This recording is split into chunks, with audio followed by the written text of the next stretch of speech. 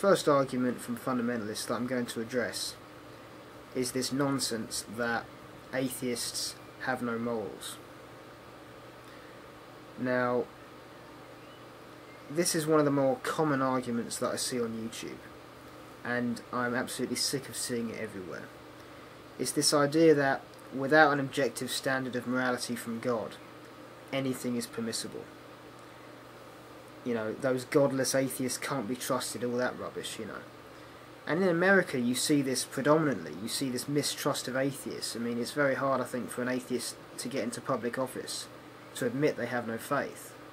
Something that Richard Dawkins has pointed out a number of times. This idea that if you're godless, you're somehow darker, you're somehow more sinful, you've got no source through which to justify or qualify your moral decisions. And accordingly, the Word of God is seen as a means to objectify morality, that otherwise you're on a slippery slope, it's locking in on an otherwise slippery slope to nihilism and dystopia. And we'd all fall into darkness and ignorance without God, or the guidance of God.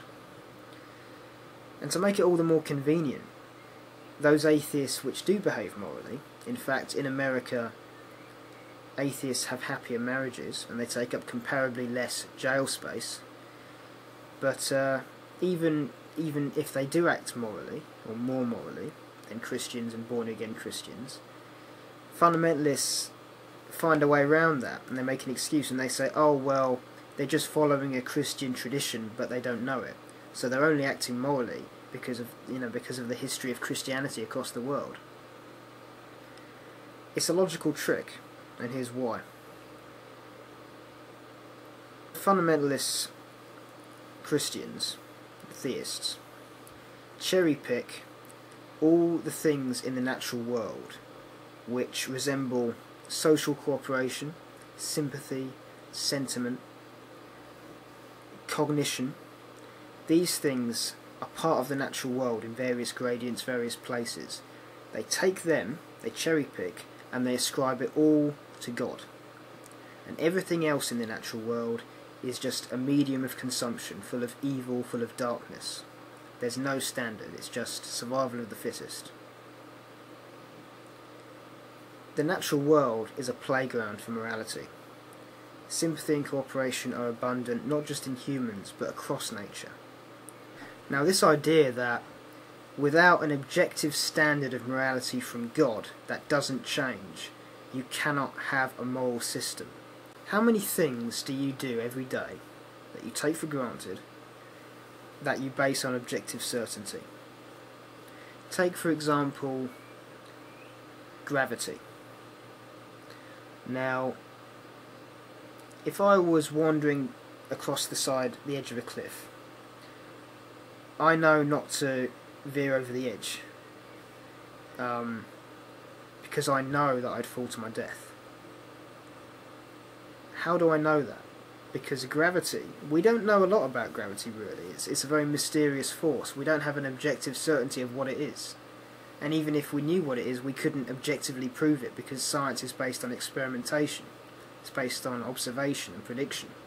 It's not based on absolute certainty, Cartesian certainty. Take the example of money. Because you fundamentalists love your donations, there's nothing inherently valuable about gold.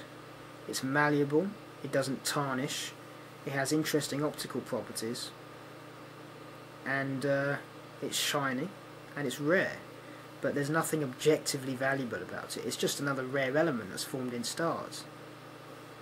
I mean, it's a good conductor. You could say it's got good value in electronics, but the general value of gold, if you had a gold bar on the table, incredibly valuable. But in practical life, it's no use to you. But society has made this subjective, common agreement that gold is a very valuable substance, and we have bits of currency to signify owning little bits of gold.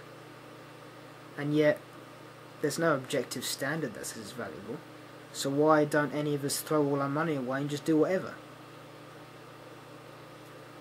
You can see the logic, can't you? Same reason why we don't just because we don't have an objective moral standard necessarily from God, we don't all do whatever. It doesn't work like that. Our understanding is based on the subjective appraisals we make, the objectivity we decide. Man-made constructs of what we decide is how things should be, how things should be valued, our understanding of things. That is what determines a language of morality, or a language of values. That is why gold is valuable, because of a common agreement, because it's practical to live by it, and because people like shiny things.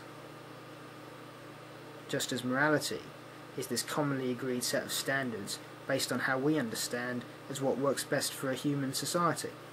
It's like, morality in society is like a bed of ice crystals, where at any one time it is solid, but it's slowly changing, it's slowly melting and refreezing, slowly recrystallizing. It's an objectivity that we assign, and we change as our understanding changes. It's this fluidity, and it is in science, it's the basis of science, and it's allowed for so much progress. Ironically, the worst kind of morality for a society is a morality where nothing can be questioned. If you had an objective, unquestioned word of God, all you would end up with is a totalitarian society. Nothing could be questioned. There could be no dialogue. There could be no room for improvement. It wouldn't be like science, which develops slowly over time based on better understanding. It will be a kind of science where it says, this is the theory, don't ever question it. If you question it, you're a heretic. And that is the kind of morality that if you impose in a society, there can be no freedom of speech, because everything is laid out for you, what you should do, what you must do, in obedience to the Creator. And you follow the regime. If you do something in the Word of God, it's the absolute standard. You can do what you want. Genocide, oppression of women, oppression of other cultures. It's all okay if it's in the name of God, because there's no way to question it. There's no dialogue. And the value of dialogue in morality is that, like a science, it can develop. It can mould itself to the best way we can live as human beings.